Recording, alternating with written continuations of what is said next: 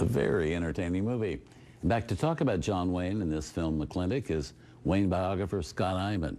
Now, this is a Batjack film, right? And there were about 10 Batjack films? More, including the ones that Wayne didn't star in. They also produced a batch of pictures that Wayne was not in personally, including 7 Men From Now with Randolph Scott, which is a classic Western. Yes, and Gail Russell. And Gail Russell. And Lee Marvin. Co-star of John Wayne's. Angel and the Bad Man. Yes, and also Wake of the Red Witch. Exactly. Now, where did the name Batjack come from? What does that mean? Batjack derives from Wake of the Red Witch. Oh, really? Yes, it's a name of a shipping company in Wake of the Red Witch. And they were, Wayne's company was originally called Wayne Fellows Productions. He was partners with a man named Robert Fellows.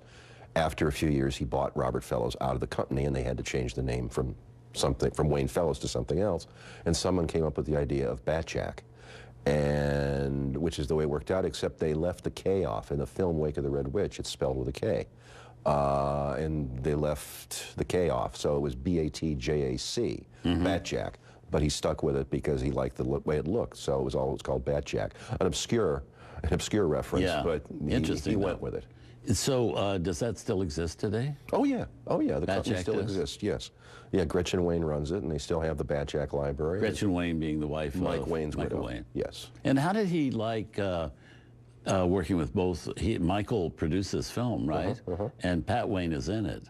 Yes. How did he like working with his sons? Well, it was family. The movies to him were an extension of his family. Yeah. So it was right fun. up his alley then. And you know, I asked Stephanie Powers I never asked Michael directly about about what it was like working with his dad. And Stephanie said that if there were any disagreements, it was always behind closed doors. Michael was the producer. He gave him his dignity as a producer, even though he was his son. He never countermanded him or lectured him in front of the cast or crew. It was always, you know, Michael had his authority, and his father backed him up with it. Courteous. Yes. Yes, indeed. Yes. So let's move ahead. Coming right up, we have John Wayne, 13 years older, and giving the very last performance of his career. So don't go away.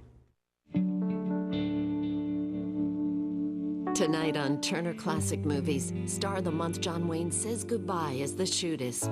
Then Wayne and Dean Martin are the sons of Katie Elder. And truly, the Duke makes a memorable appearance in the greatest story ever told.